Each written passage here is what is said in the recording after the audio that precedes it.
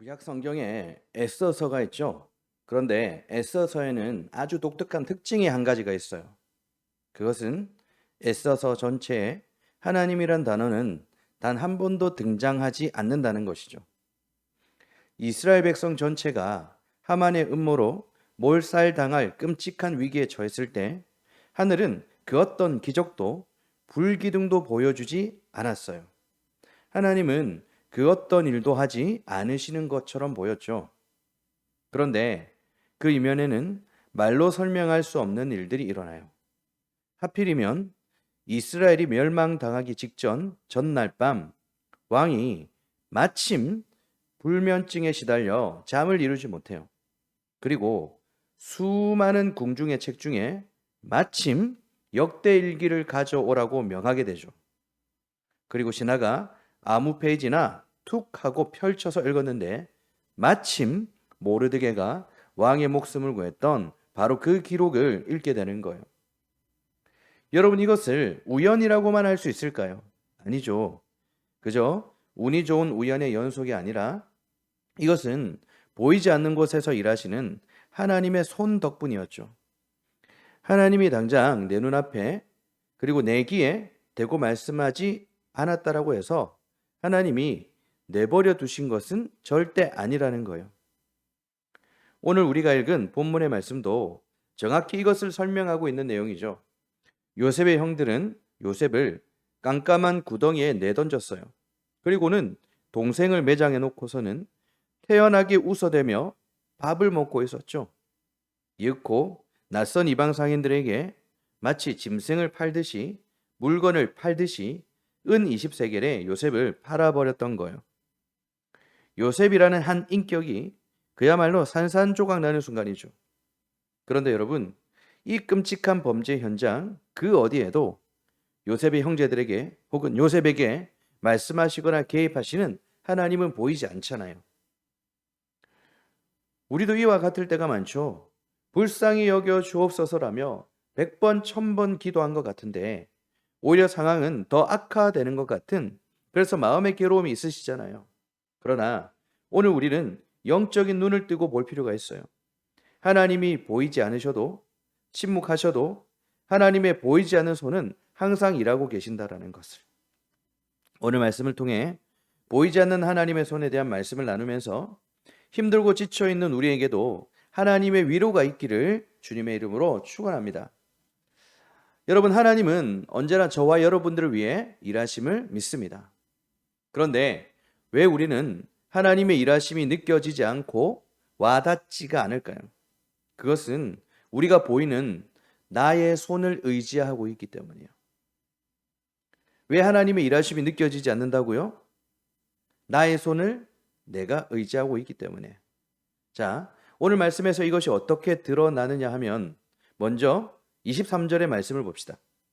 23절 제가 읽습니다. 요셉이 형들에게 이르매 그의 형들이 요셉의 옷 곧 그가 입은 채색 옷을 벗기고 아멘. 요셉의 형들이 요셉을 구덩이에 던지기 전 요셉이 입고 있었던 그 꼴보기 싫은 채색 옷을 난폭하게 벗겨버렸어요. 당시 요셉이 입고 있었던 채색 옷은 특권의 상징이라고 했었죠. 현애와 특권의 상징이었던 옷을 벗겨버린 거예요. 당시 요셉은 그 옷만 입고 있으면 형들이 자신을 함부로 할 수 없을 것이라고 생각했을 거예요. 왜냐하면 37장 2절을 보시면 형들의 잘못을 고자질하는데도 아무런 거리낌이 없었기 때문이죠. 요셉 자신도 채색 옷이라는 특권, 아버지의 편애라는 것을 즐기고 있었던 거예요. 그런데 형들이 이 옷을 무자비하게 벗겨내고 찢어버린 순간 요셉이 가지고 있었던 그 모든 것들이 다 해체되어 버린 거예요. 자, 성경은 여기서 멈추지 않고 맏아들 르우벤을 집중 조명하고 있어요. 요셉이 눈에 보이는 채색 옷을 입고 있었다면 르우벤은 눈에 보이지 않는 도덕성이라는 겉옷을 껴입고 있었어요. 여러분 오늘 장면에서 르우벤은 어떤 사람처럼 보이나요? 다른 형제들이 강분해서 동생을 죽이고자 할 때 르우벤은 피를 흘리지 말자며 요셉을 살리려고 했어요. 나중에 몰래 아버지에게 돌려보내려는 계획을 세웠었죠. 여러분, 이러한 루벤의 모습은 폭력의 현장에서 유일하게 이성을 유지한 훌륭하고 예민한 도덕주의자 모습인 것 같이 보이잖아요. 하지만 여러분, 인간이 극단적인 위기 상황 속에서 도덕적 명분을 전면으로 내세울 때는 여러분 많은 경우는요. 그 이면에 가장 이기적인 자기 방어 기제가 숨어 있다라고 말하고 있어요. 이걸 도덕적 정당화라고 하는데요. 오늘 루벤이 그런 거예요. 자, 그렇다면 루벤의 자기 방어 기제가 뭘까요? 루벤은 과거에 아버지 첩인 비라와 동침하는 끔찍한 죄를 저질렀죠. 그 사건으로 인하여 그는 장자로서의 모든 권위와 지위를 완전히 상실할 위기에 처해 있었어요. 따라서 루벤의 제안이라는 것은 진정한 이타주의라기보다는 잃어버린 권해를 회복하기 위한 자기 방어 기제가 작동한 거에 불과한 거예요. 여러분, 루벤이 요셉을 다시 아버지에게 돌려보내려고 한 것은 진정으로 요셉의 영혼을 사랑하고 불쌍히 여겨서가 아니에요. 동생의 죽음을 막아서 잃어버렸던 자신의 장자권과 아버지의 인정을 다시 얻어내려고 했던 속셈이었던 거예요. 자, 여러분 잘 보세요. 요셉을 직접 죽이지 말자고 제안하면서 요셉을 물 한 방울 없는 깊은 구덩이에 던져 넣다라고 제안을 하게 돼요. 그런데 본문 24절에 사용된 히브리어 구덩이는요, 고대 중동 문학에서 빈번하게 죽음, 스올, 음부 혹은 무덤을 상징하는 단어로 사용된 거예요. 고대 구덩이는 주로 우기 때는요, 물을 모아두는 웅덩이였지만 귀한 것이었죠. 건기가 되어 물이 마르고 빈 구덩이가 되면 사실상 빠져나올 수 없는 감옥이나 사형장이나 마찬가지였어요. 성경문학적으로도 구덩이는 인간의 어떠한 생존 노력이나 자력 구제도 불가능한 완전한 절망의 진공 상태라고 설명하고 있다라는 거예요. 자, 뿐만 아니라 건조한 광야의 빈 구덩이 바닥은 서늘하고 습기가 남아 있어서 햇빛을 피해 숨어든 독사나 정갈의 은신처가 되는 경우가 꽤 많아요. 루벤이 요셉을 구덩이에 밀어넣는 행위는요, 치명적인 위험을 그냥 방관한 거예요. 그러므로 루벤은 요셉이 그곳에서 어떤 치명적인 위험을 겪든 사실상 방관한 거예요. 그가 말한 것은, 생각한 것은 내가 직접 내 손으로 죽인 것은 아니다라는 알량한 도덕적 면죄부만 챙기면 그만이었던 거예요. 그렇다면 그 결과가 어떻게 되었을까요? 요셉의 화려한 채색옷이 찢겨 나갔듯이 루벤이 껴입고 있던 그 고상한 도덕성의 겉옷 역시 빈 구덩이 앞에서 찢겨 나가버립니다. 가장 결정적인 순간에 그는 자리를 비웠잖아요. 가장 고결한 동기를 가졌다고 자부했지만 결국 동생을 사지로 방치하는 실패로 끝나게 되었던 것이죠. 여러분, 루벤의 도덕성은 요셉을 구덩이에서 단 1cm도 건져 올리지 못한 거예요. 사랑하는 여러분, 오늘 본문이 왜 요셉의 물리적인 옷을 찢게 되는 이 장면과 루벤의 도덕적 옷이 찢어지는 실패의 이야기를 나란히 교차시켰는지 이해가 가십니까? 요셉처럼 세상의 인정과 특권이라는 화려한 채색 옷을 입고 있든 아니면 루벤처럼 나는 그래도 남들보다 바르게 산다라는 도덕적이고 종교적인 자기 의의 옷을 입고 있든 인생의 숨막히는 구덩이 앞에서는 인간이 껴입은 그 어떤 껍데기도 완벽하게 찢어지고 무너진다는 사실을 선언하고 계시는 거예요. 우리는 교회 안에서 예배를 드리면서도 내면으로는 끝없이 나의 도덕성과 종교적인 열심을 방패 삼을 때가 많죠. 그래도 나는 남들에게 상처 준 일은 없다. 그래도 나는 11조도 철저히 하고 봉사도 한다. 그래도 나는 저 사람보다 낫겠지. 저 사람보다 나은 괜찮은 그리스도인이다. 그런데 여러분, 그 마음을 한번 파고 들어가 보시기 바랍니다. 정말로 하나님 그분 자체를 온전히 사랑했을까요? 아니면 루벤처럼 내 인생에 흠집이 나는 것을 막으려는 자기 방어가 아니었을까요? 1분 1초의 총각을 다투는 중증 외상 환자가 응급실에 실려오면 의사들은 그 환자를 살리기 위해서 그가 입고 있던 옷이 수백만 원짜리 명품이든 아니든 전혀 신경 쓰지 않아요. 가위로 그 비싼 옷을 찢어 벗겨내게 되죠. 환자나 보호자 입장에서는 비싼 돈으로 사입은 그 소중한 옷이 난도질 당하는 것이잖아요. 그죠? 그러나 그 옷을 찢어내지 않으면 진짜 상처를 볼 수 없고 치료할 수 없는 거예요. 옷을 찢는 행위는 환자의 생명을 구하기 위한 것이란 말입니다. 오늘도 지금도 마찬가지예요. 하나님은 여러분의 그 화려한 채색 옷을, 그 예민한 도덕성의 겉옷을 무자비하게 벗겨내시며 세상 속에서 벌거벗겨져 수치를 당하게 하고 계시는 것은 오직 주님의 은혜만을 전적으로 의존하게 만드는 진짜 구원을 시작하기 위해서라는 거예요. 할렐루야. 자, 이제 루벤이 아닌 유다에게도 시선을 한번 돌려봅시다. 루벤의 도덕성도 요셉을 구원하지 못했죠. 자, 이제 어떤 일이 벌어질까요? 우리 넷째 유다의 입술을 한번 봅시다. 26절과 27절. 유다가 자기 형제들에게 이르되 우리가 우리 동생을 죽이고 그의 피를 덮어둔들 무엇이 유익할까? 자, 그를 이스마엘 사람들에게 팔고 그에게 우리 손을 대지 말자. 그는 우리의 동생이요 우리의 혈육이니라 하매 그의 형제들이 청종하였더라. 아멘.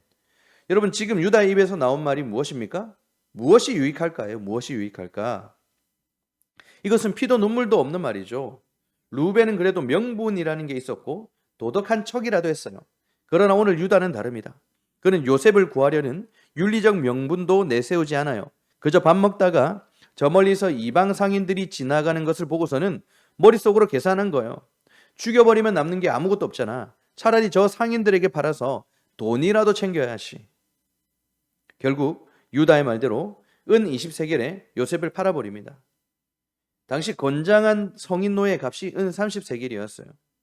은 20세겔은 노동력이 떨어지는 미성년 노예나 어디 몸이 불편한 노예들에게 매겨지는 헐값이었어요. 유다는 요셉을 살려준 것이 아니라 요셉의 존재 가치를 쓸모없는 수준으로 깎아버린 파렴치한 실용주의자였던 것이죠. 자, 그런데 여러분, 여기서 눈여겨보십시오. 앞서 우리는 루벤을 보았죠. 피를 흘리지 말라며 나름대로 생명을 구해보려고 했던 루벤은 사실 아무런 의미가 없었어요. 결국 요셉을 구덩이에서 건져내지 못했잖아요. 완벽한 실패였죠.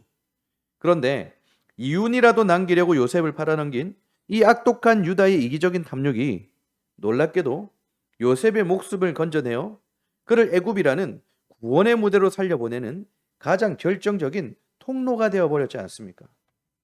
여러분, 이게 무슨 뜻일까요? 하나님의 악한 행동을 기뻐하시고 상 주신다는 뜻이 아니겠죠? 이것은 우리를 구원하시는 하나님의 보이지 않는 손이 있다라는 것을 보여주시는 거예요. 자, 오늘 본문 28절입니다. 그때에 미디안 사람 상인들이 지나가고 있는지라 형들이 요셉을 구덩이에서 끌어올리고 은 20에 그를 이스마엘 사람들에게 팔매 그 상인들이 요셉을 데리고 애굽으로 갔더라. 여러분, 27절에 분명히 보면 유다가 이스마엘 사람들에게 팔자고 제안했어요. 그런데 28절에서 뜬금없이 미디안 사람 상인들이 나타납니다. 요셉을 구덩이에서 끌어올리더니 다시 요셉을 이스마엘 사람에게 팔게 되는 것이죠. 지금 텍스트가 꼬여 있어요. 형들에게서 구덩이에 던져진 소년이 이제는 누군지도 모르는 낯선 사람의 손에 이리저리 넘겨지고 있는 모양이에요.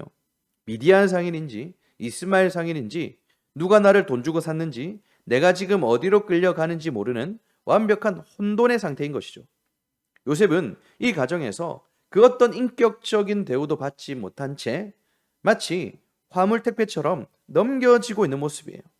하나님은 그 어디에도 없어요. 인간들의 이기심과 탐욕, 폭력만이 남아있는 곳이에요. 그러나 하나님의 보이지 않는 손이 이 순간에도 요셉을 어디로 보내셨습니까? 보디발의 집으로 보내셨죠.